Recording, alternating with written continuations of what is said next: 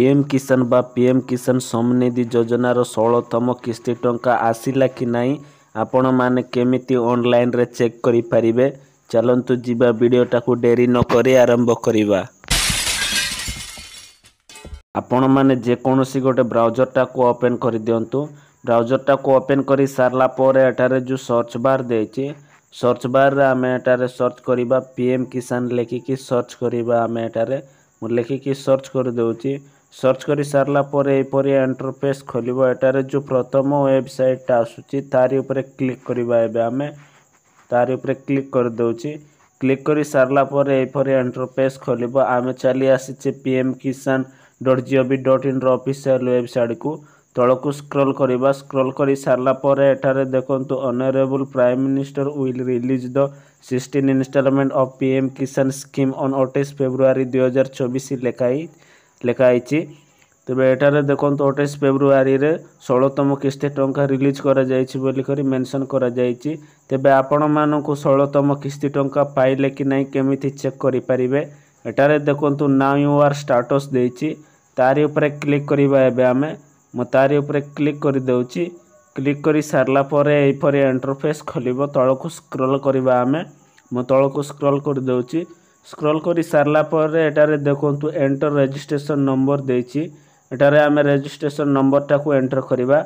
आपण को पाखरे जदि रजिस्ट्रेशन नंबर नाही ताइले एटारे देखंतु now you are registration number पाखरे क्लिक करिकि आपण माने रजिस्ट्रेशन नंबर मंगाई पारिबे।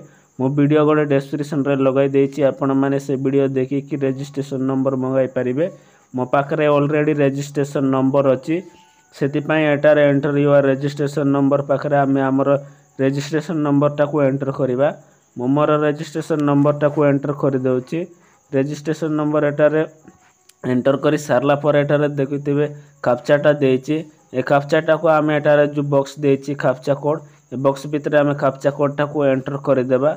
मोर कैप्चा कोड टाकू एटारे एंटर करी सारला पर एटारे देखंतु गेट ओटीपी देछि तारि ऊपर क्लिक करिबा। एबे आमे म तारि ऊपर क्लिक कर देउछि। एटारे क्लिक करी सारला पर किछि समय लोडिंग नै सारला पर एपरि इंटरफेस खोलिबो। एटारे देखंतु OTP has been sent at mobile number देछि। 4 डिजिट मोबाइल नंबर शो करूछि। ए मोबाइल नंबर गोटे ओटीपी आसीबो। से ओटीपी टाकू एटारे देखंतु मोबाइल ओटीपी जगह रे आमे एंटर करिबा। मो एटारे ओटीपी पळे आछि ऑलरेडी। ओटीपी टाकू एटारे एंटर कर देउछि। मो ओटीपी एंटर करी सारला पर एटारे देखंतु गेट डाटा देछि तारि ऊपर क्लिक करिबा। एबे आमे म तारि ऊपर क्लिक कर देउछि।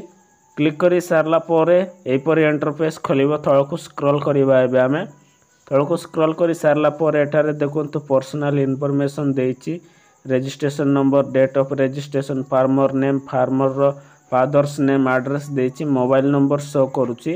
तळकू स्क्रॉल करिबा। एबे आमे म तळकू स्क्रॉल करि देउछि। एटारे स्क्रॉल करी सारला परे एटारे देखंतु लेटेस्ट इंस्टॉलमेंट डिटेल्स देछि। एटारे एफटीओ प्रोसेस्ड एस देछि पेमेंट स्टेटस पेमेंट प्रोसेस्ड देछि बैंक नेम देछि। एटारे देखंतु ए साइड रे reason for failed transaction FTO देछि। एटारे पेमेंट मोड आधार देछि। एटारे अकाउंट क्रेडिट मध्य देछि।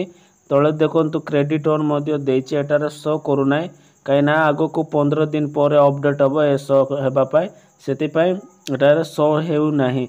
सेति पई देखंतु एटारे 2 नंबर इंस्टॉलमेंट आसीछि किस्ती टंका एटारे 2 लेखा आइछि।